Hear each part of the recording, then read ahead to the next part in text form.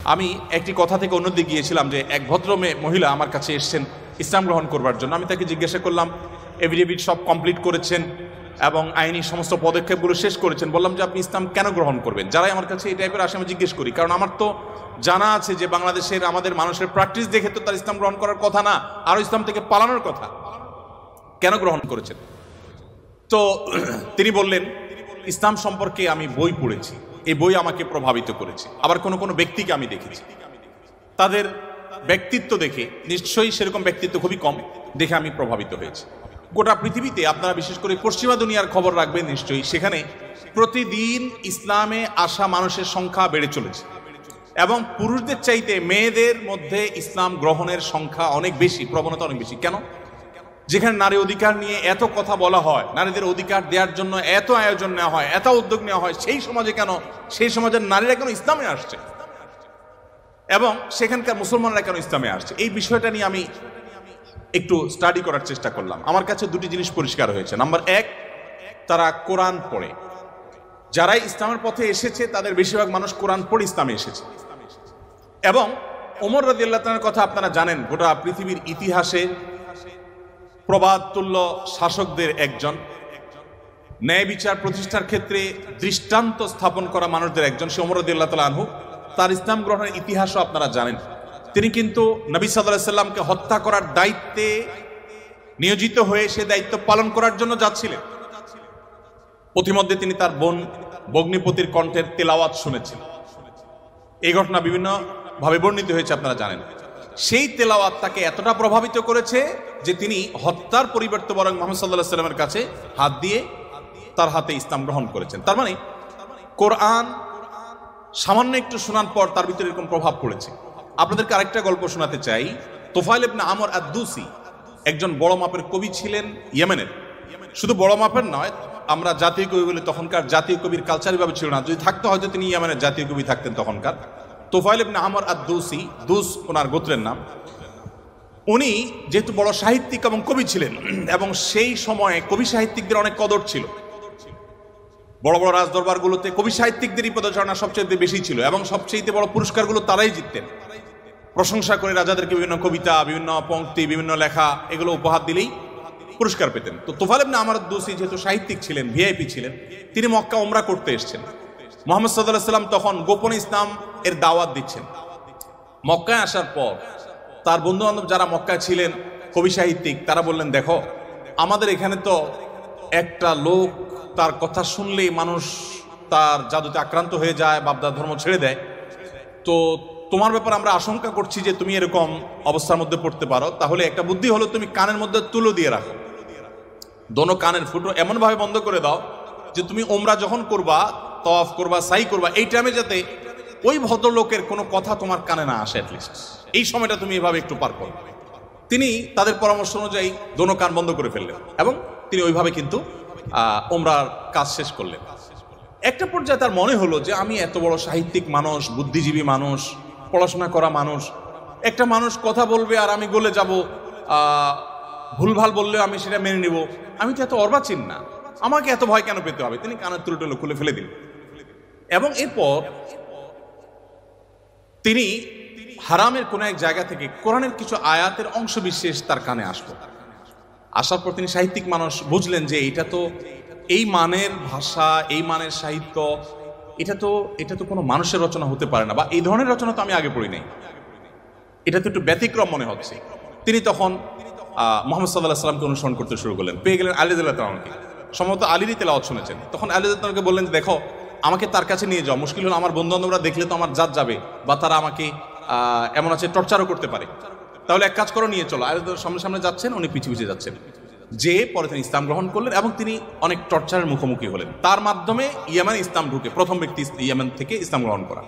আমি আপনাকে 50টা ঘটনা শোনাতে পারবো যে মানুষগুলো ইসলাম গ্রহণ করেছেন শুধুমাত্র কোরআন স্টাডি করে, কোরআন পড়ে। আমি আপনাদেরকে আজকে আহ্বান করে যেতে চাই, বাই চান্স মুসলমান আমরা যারা আছি, আমরা একটু ইসলামটাকে বোঝার চেষ্টা করি, আমরা ইসলামটা একটু জানার চেষ্টা করি।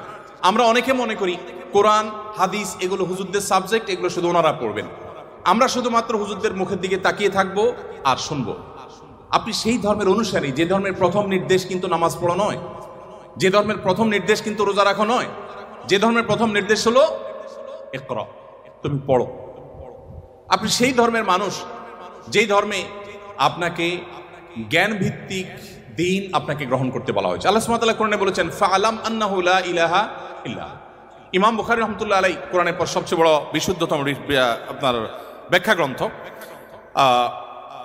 সেখানে আল্লাহ রাব্বুল আলামিন যে কোরআনে আয়াতে বলেছেন এর আলোকে ইমাম বুখারী রাহমাতুল্লাহ একটা অধ্যায় রচনা করেছেন। আপনারা জেনারেল ব্যাকগ্রাউন্ডের মানুষ, আপনাদেরকে আমি কিছু এমন তথ্য দিতে চাই যেগুলো হয়তো আপনাদের জানা নেই, এবং সেটা এই জন্য দিতে চাই যে মুসলমানদের জ্ঞান বিজ্ঞানের চর্চা কোন লেভেলে ছিল, বিজ্ঞান তো বটে, সাধারণ জ্ঞানের চর্চাও কোন লেভেলে ছিল। ইমাম বুখারী রাহমাতুল্লাহর যে বুখারী শরীফের কথা আপনারা শুনেন, এই বুখারী শরীফ এটার যে শুধু ইয়েগুলো আছে, টাইটেলগুলো আছে, অধ্যায় এবং পরিচ্ছদের যে শিরোনামগুলো আছে, শুধু এই শিরোনামগুলোর ব্যাখ্যায় ভারতবর্ষের লেখক আছে, সারা ওয়ার্ল্ডের অন্যান্যগুলো বাদই দিলাম। শাইখুল হাদিস জাকারিয়া রাহমাতুল্লাহ আলাইহি ভারতের সাহারানপুরের উত্তরপ্রদেশের, তার লেখা আত-তারাজুম ওয়াল আবওয়াব আছে। আপনার এই টেবিলের এই মাথা থেকে মাথা পর্যন্ত হয়ে যাবে সবগুলো ভলিউম রাখলে। এতগুলো ভলিউম ভর্তি কিসে? শুধুমাত্র সহিহ বুখারীর শুধুমাত্র যে টাইটেল বা শিরোনাম আছে তার ব্যাখ্যা। এবং এগুলো এতটা একাডেমিক এবং এতটাই আপনার ডিপ নলেজের বিষয় এবং এলমি বিষয়, একাডেমিক বিষয়, যে আপনি যদি এখানে প্রবেশ করেন তাহলে আপনি এটার ভেতরে শুধু ঢুকতেই থাকবেন এবং সামনে আগতে থাকবেন। এটা আমাদের ঐতিহ্য। যাই হোক, তো ইমাম বুখারী রাহমাতুল্লাহ আলাইহির একটা অধ্যায়ের শিরোনাম ছিল এরকম যে তিনি লিখেছেন বাবুল কাউলি বিল ইলমি, বাবুল ইলমি ক্বাবলাল কাউলি ওয়াল আমালি বি। অর্থাৎ সে অধ্যায় এখানে রচনা করা হচ্ছে যে অধ্যায়ে প্রমাণ করা হবে ইসলাম কোনো কথা বলবার আগে, কোনো কাজ করবার আগে মানুষকে সেটা জানার নির্দেশ করে। অর্থাৎ আগে জ্ঞান অর্জন করো, তারপরে তুমি করো। ইভেন আল্লাহ সুবহানাহু ওয়া তাআলা কোরআনে বলছেন ফাআলাম আন্নাহু লা ইলাহা ইল্লাল্লাহ, আল্লাহ ছাড়া সত্যিকার ইবাদতের উপযুক্ত আর কেউ নেই, এই কথার জ্ঞান তুমি অর্জন করো। দেখুন, আল্লাহ সুবহানাহু ওয়া তাআলা কিন্তু বিশ্বাসের কথাটাই বলছেন, কিন্তু জ্ঞান দিয়ে বলছেন। তার মানে তুমি জানো কেন আল্লাহ ছাড়া সত্যিকারের কেউ ইবাদতের উপযুক্ত থাকতে পারে না, কেন একাধিক স্রষ্টা থাকতে পারে না, কেন তুমি সেই জিনিসটা জানার চেষ্টা করো। কেন বলতে আমি এখানে আল্লাহ সুবহানাহু ওয়া তাআলা দর্শন জানতে নির্দেশ করেছেন তা নয়, আল্লাহ বলেছেন যে এই বিষয়ের স্বচ্ছ ধারণা এবং ইলম যেন আমাদের মধ্যে আসে। কিন্তু দুঃখজনক, আমরা কোরআন পড়ি না, আর পড়লেও বুঝে পড়ি না। পৃথিবীতে সবচেয়ে বেশি পাঠ করা হয় যে গ্রন্থ সেটা কোরআন। কোরআনের চাইতে বেশি পাঠ করা হয় সর্বযুগে সর্বকালে এরকম আরেকটি গ্রন্থ পৃথিবীতে নেই যে এত বেশি পরিমাণে পাঠ করা হয়। আর দুঃখজনক সত্য এটাও যে পৃথিবীতে না বুঝে পাঠ করার ক্ষেত্রে কোরআনের চাইতে আর বিকল্প বা আরেকটা গ্রন্থ আপনি খুঁজে পাবেন না। কোরআনই একমাত্র গ্রন্থ যে আমরা মুসলমানরা সেটাকে না বুঝেই শুধুমাত্র পড়ি। হ্যাঁ, কোরআন না বুঝে পড়লেও আপনি সওয়াব পাবেন, এটা একটা কাজ হবে। না বুঝে পড়লে কি লাভ হবে আমরা অনেকে বলি। আজকাল আপনারা জানেন অনেক টেকনোলজি আবিষ্কার হয়েছে, আপনারা টেকনোলজির লোক, যে একটা সিম্পল জিনিস আমাদের সবার হাতে হাতে আছে, স্মার্টফোন। আমরা যদি বলি হাই শ্রী কল অমুক, সাথে সাথে কিন্তু আপনার কোনো টিপাটিপি ছাড়াই সেই অমুককে কল করবে, মোবাইল করবে না ডিভাইস। এখন তো আপনার আপনি কোন রুমে বসে বলছেন যে গরম লাগছে, এসিটা অন হয়ে যাবে। আপনি জাস্ট বললেন, নির্দিষ্ট শব্দ উচ্চারণ করলেন যে আপনার কাছে গরম লাগছে, এসিটা অন হয়ে যাবে। আপনি বললেন যে না এখন শীত লাগছে, তো এসিটা কমে যাবে, বন্ধ হয়ে যাবে। টেকনোলজি এই পর্যন্ত চলে গেছে, যা আপনি বলছেন সেটা সে ক্যাচ করছে এবং সেই অনুযায়ী কাজ করছে।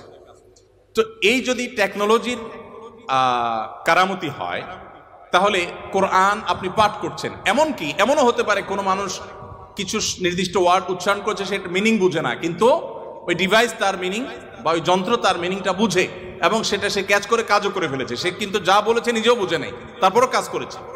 কোরআন তেলাওয়াত করে ফু দিলে অনেক অসুখ, অনেক দুঃখ, অনেক কষ্ট, মানুষের শারীরিক অনেক কষ্ট লাঘব হয়। কিভাবে হয়?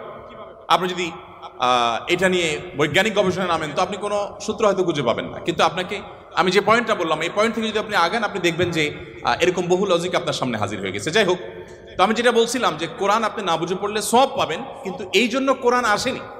আল্লাহ সুবহানাহু ওয়া তাআলা কোরআনে বিভিন্ন জায়গায় বলেছেন লিয়াদাব্বারু আয়াতি, এই কোরআন দেয়া হয়েছে তোমাদেরকে যাতে এর আয়াতগুলো নিয়ে তোমরা গবেষণা করো, তোমরা যাতে ভাবো, তোমরা যাতে চিন্তা করো, তোমরা যাতে ভাবনার জগতে প্রবেশ করো। তো এই কোরআন ভাবনা বা গবেষণা তো অনেক পরের কথা, এর কথামালা তো আমাকে আগে বুঝতে হবে। আমি আজকে অনুষ্ঠানের মাধ্যমে আপনাদের সবাইকে উদাত্ত আহ্বান রাখতে চাই, আসুন কোরআন শুরু থেকে শেষ পর্যন্ত একবার অন্তত পুরো কোরআনটা আপনি ধীরে ধীরে অল্প অল্প করে 5টি আয়াত করে 10টি আয়াত করে আপনি পড়ুন এবং বোঝার চেষ্টা করুন। কোন একজন সাহাবী বলেছেন শুধু সূরা বাকারা পড়তে তার কয়েক বছর লেগেছে। আমরা তো 2-3 দিনে কোরআন খতম দিয়ে ফেলতে পারি, তাই না? তার শুধু সূরা বাকারা পড়তে টানা কয়েক বছর সময় লেগেছে। কি করেছেন তিনি? প্রতিটা আয়াত পড়েছেন, এ সম্পর্কে জেনেছেন, ভেবেছেন, এখান থেকে তার নেয়ার কি আছে সেটা নিয়েছেন, নিজের মধ্যে ইমপ্লিমেন্ট করেছেন, দেন তিনি সামনে অগ্রসর হয়েছেন।